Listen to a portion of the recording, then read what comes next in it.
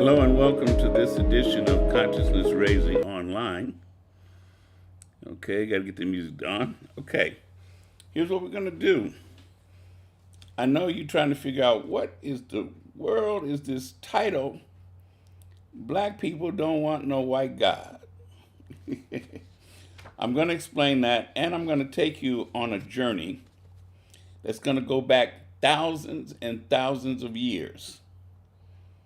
And I've been kind of excited about bringing this presentation because essentially it's deep, okay? The first thing I want to do, and I know you're looking at the still picture of me. I'm going to put myself in live in a little while, but I wanted to get rolling like this. Black people don't want no white God. I'm not making that up. I ran across this, and it's part of this whole journey I'm doing here.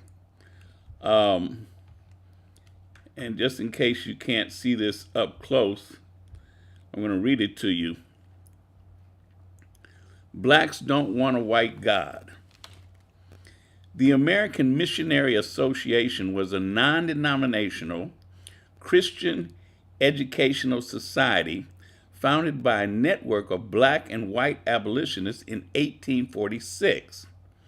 They fought for black freedom both before and after the abolition of slavery. In a 1928 edition of their publication, The American Missionary, there's a passage titled, Blacks Don't Want a White God. It reads in part, quote, the colored races of the world are working out a new religion, one that will not come short of the ideals and noble ethical principles of Jesus. When that religion shall have been completely worked out, they will have to find a new name for it other than Christianity. I mean, white man Christianity. If you doubt this, study more closely the youth movements in China, India, Japan, and Africa. This new theology was much like the old theology we can now uncover in the ancient remains of the Egypt, India, or Mesoamerica. It's almost as if things were coming full circle. In ancient times, learned initiates would come to find that the God worshipped by the common people was not to be found on a mountain or in the heavens above, but in the mirror. This was the secret kept in all the ancient temples and mystery schools. Okay? Now, here's the deal. In Africa, there's something called Adam's calendar. Okay? And I'm going to tell you more about that in just a minute. I just want to give you a sample of something. I'm going to come back to this in a minute. Because first, I want to tell you about Mpumalanga. Mpumalanga. And I want to just take a few minutes just to look at some of the beauty of Mpumalanga. It's in South Africa, what we know as South Africa today. Okay? And I want you to look at how beautiful this is. Because I'm getting ready to break down some stuff that's just unbelievable. That right there is like, wow, what is that? But Mpumalanga. And there's one of the cities or towns in Mpumalanga. Okay? So I want you to see that it is not some barren territory. It is part of South Africa. And should be getting to a map in a minute so you can see where it is in relationship to in South Africa. Isn't this beautiful? Beautiful, gorgeous. Now this is part of what I'm going to be talking about with Adam's calendar. And I'll explain why it's called Adam's calendar in a few minutes. There's the entrance to the University of Mpumalanga. In that, I love saying it, Mpumalanga. There's a falls. They have several of them in Mpumalanga. And the idea of what we're talking about here is a part of South Africa over near on the eastern side of South Africa. I lost my calendars here. Okay, I'm going to come back to this because what I want to do is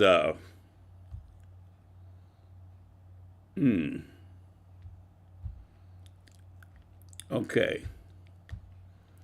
Mpumalanga is known as the place of the rising sun. Here's what I wanted to find. Okay.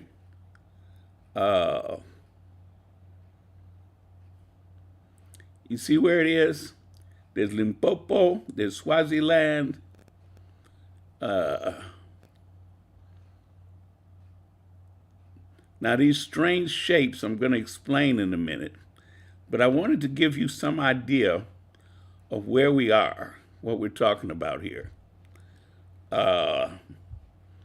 Because the idea of these places is just amazing. When we talk about it, we're going to talk about it in a minute. But let me go back to explain about Adam's calendar. Okay? I'm going to, just in case you can't see it clearly, I'm going to read you this portion. Adam's calendar.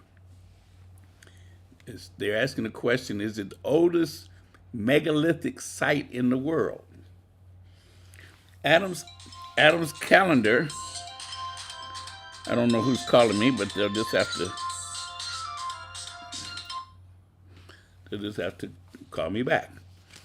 Adam's calendar is controversially suggested to be the oldest man-made structure in the world.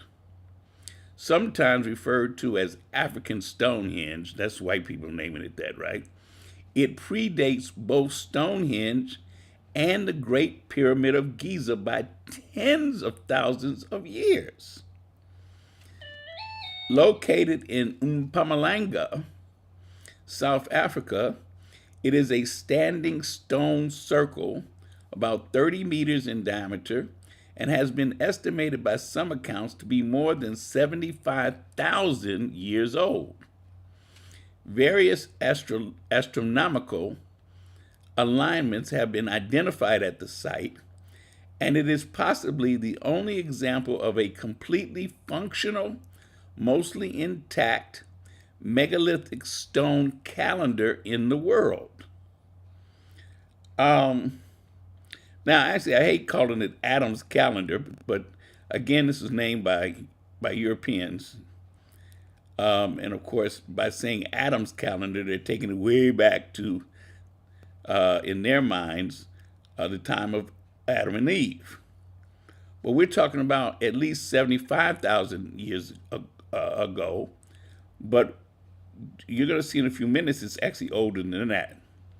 Scattered throughout the mountains of South Africa are thousands of stone circle ruins. The first estimates of the number of these ruins was made in 1891 by English explorer Theodore Bent. He estimated there were about 4,000 of these in this area of the world. By 1974, the estimate had risen to 20,000. Today, researcher and authority on the subject, Michael Tellinger, has estimated the number of ancient stone ruins to be 100,000 or possibly much higher. Some of these stone circles have no doors or entrances, while most are connected by an expansive network of channels that are often misinterpreted as roads by some historians. The connected grid of circular ruins are immersed in a seemingly never-ending expanse of ancient agricultural terraces surrounding the structures. Agricultural terraces means farms, right? Adam's calendar is considered to be the most famous among these ruins. I hate that they call them ruins too. But now here's what I wanted to get to even more is okay, let's go back to the calendar. Okay, I wanted to see where it is. Now, here's an example of what we're talking about here. Okay?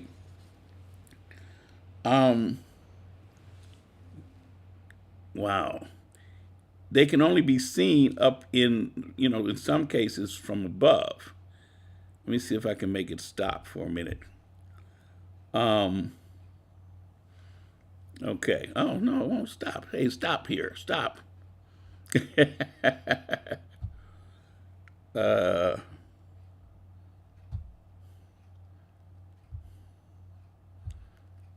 Okay. Now we're getting there.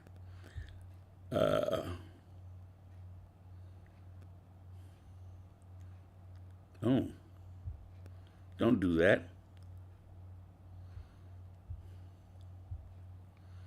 Okay, I'm trying to make it stop here. Okay. Now, here's the deal.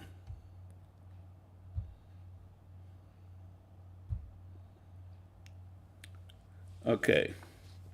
Known by African elders as the birthplace of the sun, the site was first brought to public attention in 2003 by South African pilot Johann Hein. Johann Hein. South African means he's a European. Okay? He had been flying over the mountains of Mpumalanga, South Africa, for over 20 years and began photographing them,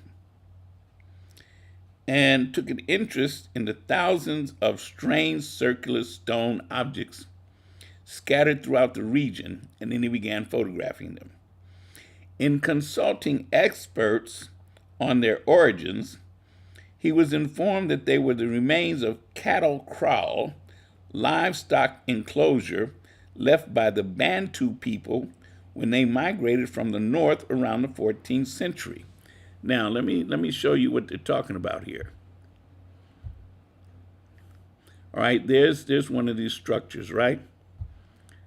Here's some of them from above, what he was seeing when he would fly. Okay? Now, this here, this is a cattle. Stop that. I don't want you to stop there. This is a cattle kraal, as they call it.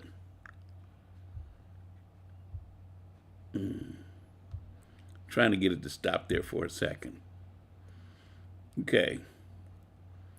That's a cattle kraal that the Bantu have. Okay? So that's not what those are.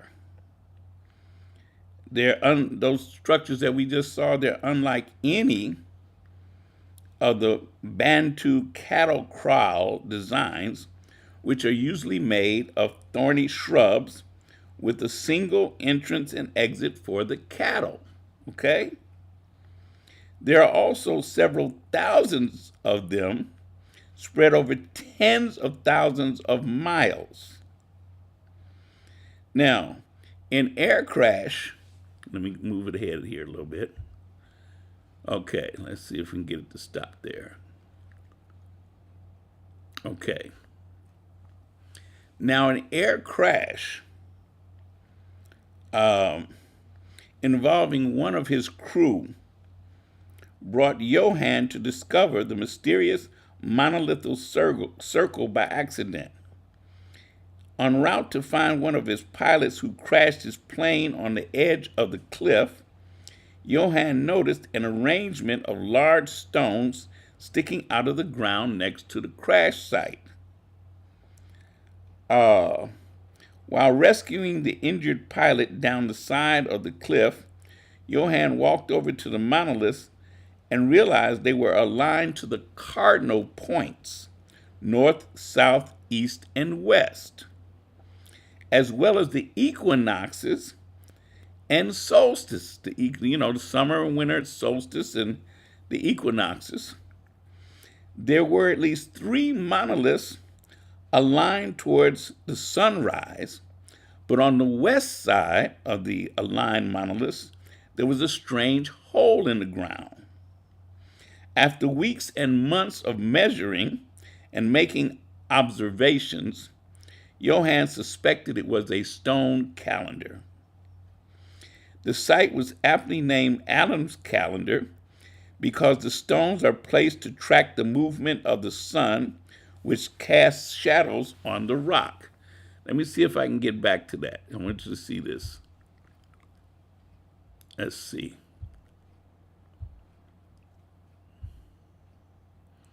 Yeah, I think this is it here. Okay.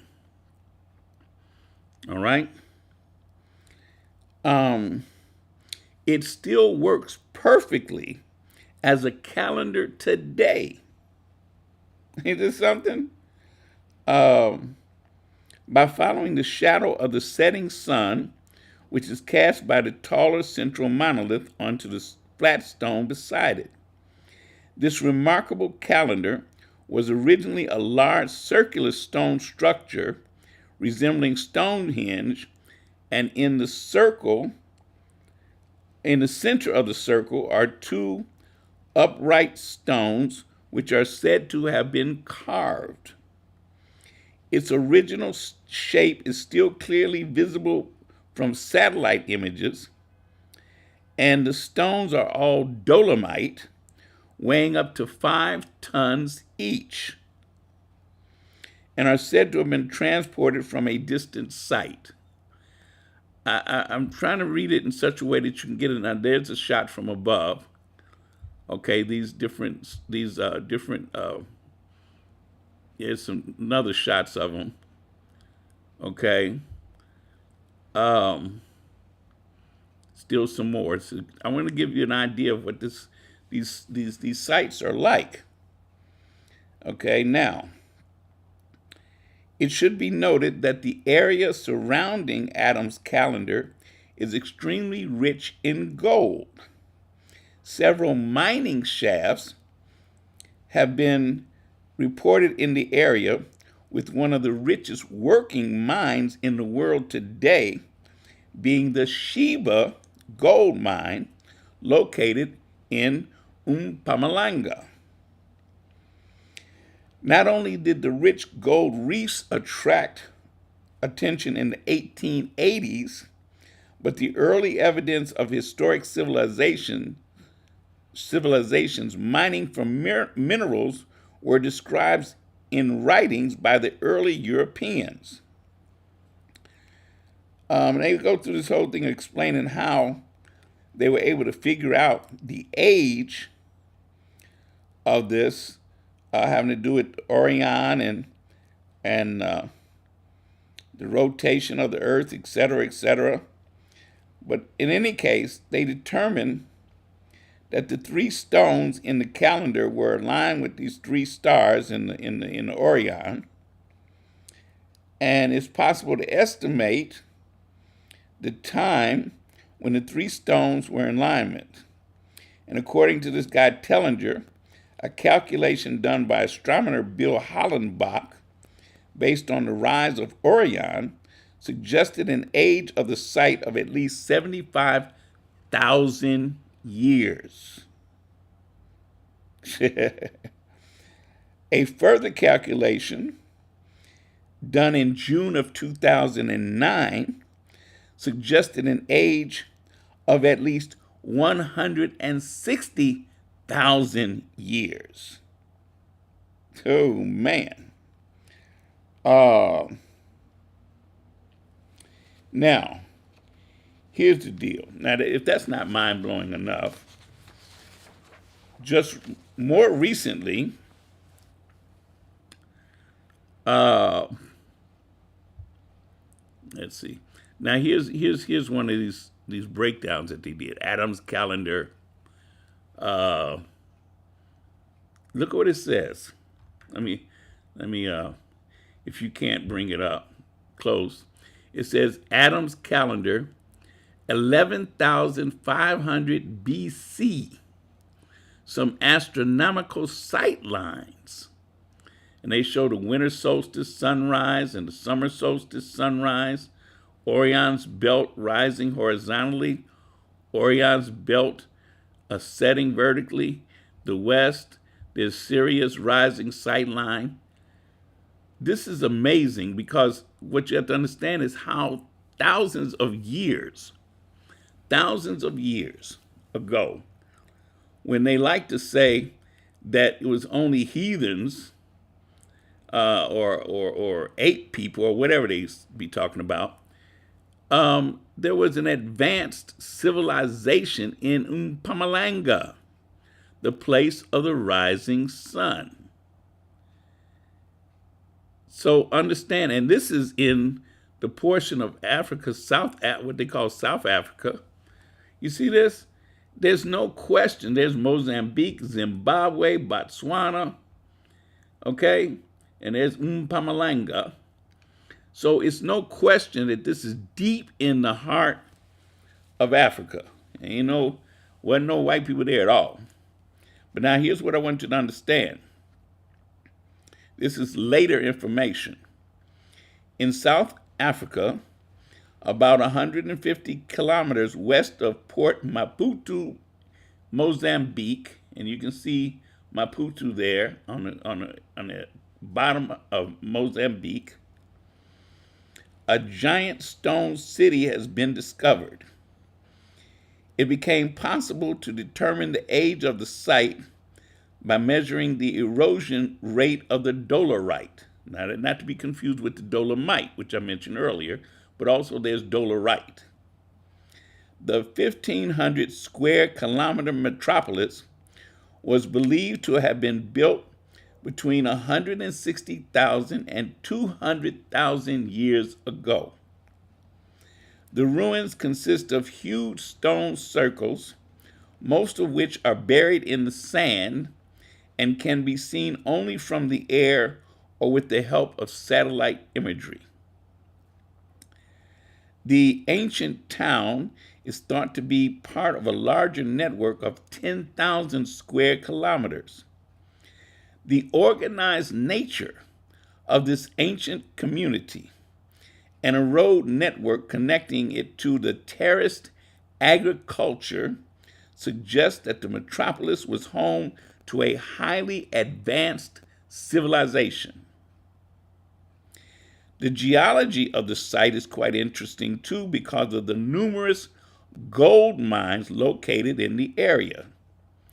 Now, according to researchers, this ancient civilization could have practiced gold mining. Well, we know that they did because of all the gold artwork and artifacts that have come out of that entire southern area of Africa. Okay? But now here's the thing. In 2007, Michael Tellinger, researcher and writer passionate about human origins, and Johann Hein, a local fireman and pilot, decided to explore the site. Later, the results of their research inspired Tellinger to write a book entitled Temples of the African Gods. Temples of the African Gods. According to Tellinger, the evidence they found suggests a completely different perspective on the history of humankind. Now, according to the conventional version of human history, the first civilization on Earth was Sumer and emerged in southern Mesopotamia about 6,000 years ago. Now, understand what we're saying, what they're saying here. Now, they said the first civilization on Earth, they put it way up north in Sumer and southern Mesopotamia. You can go look that up, but it's up there in the northern part of Africa. But this raises this question. What if there was another earlier civilization that was then lost in the midst of time? The photographs, artifacts, and evidence accumulated point towards a lost civilization that precedes all others, not by a few hundred years or a few thousand years, but many thousands of years. Tellinger believes that this ancient African metropolis is the oldest structure built by humans on Earth. In fact, he thinks the Sumerians and the Egyptians inherited knowledge from this advanced civilization. Part of that belief is based on this. Let me pull this up for you. Let me pull this up here. Part of that belief is based on the fact they're carvings of the African Ankh. You know, some people like to call it the Egyptian Ankh when they're trying to separate Egypt from Africa. But they found Ankhs on the rocks of this ancient city. So how could there possibly be an image of the Ankh thousands of years before the Egyptian civilization? And this is what he said. He said, these discoveries are so staggering that they will not be easily digested by the mainstream historical and archaeological fraternity, as we have already experienced. It will require a complete paradigm shift in how we view our human history. I laugh because when I started out earlier, I said blacks don't want what? White gods. And it's because we have had our own gods for thousands and thousands of years. And so it's just amazing to me that it's just amazing to me that we have these people who are still unwilling to deal with the reality that we have been here for thousands and thousands and thousands and thousands of years as civilizations. And no matter how they try to get around it, it just is. So I leave you now. You can come back to this recording and go through the information.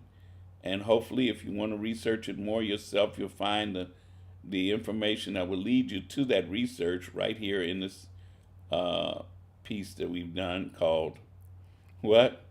Black people don't want no white gods.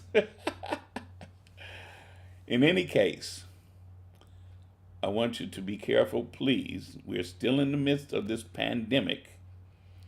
And, you know, it's crazy. It's crazy. But wear the mask, wash your hands, social distance, and remember, no justice, no peace, no love, KNOW.